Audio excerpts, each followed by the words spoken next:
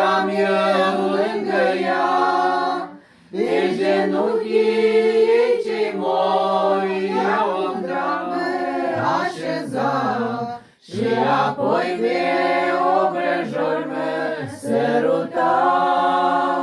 Pe genunchii cei moi ea cu drag mă așeza, și apoi pe obrăjori mă sărutam.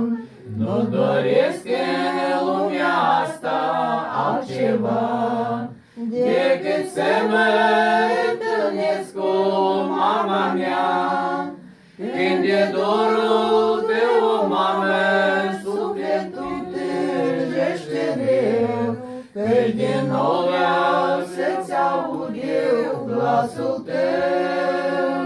Când e dorul tău, o mamă, sufletul tânjește greu, căci din nou vreau să-ți aud eu glasul tău.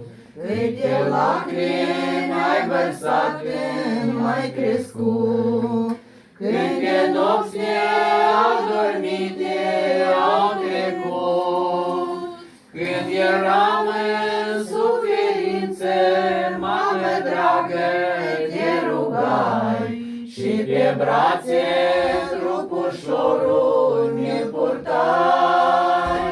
Când eram în suferință, mamă dragă, te rugai, și pe brațe trupușorul mi-l purtai.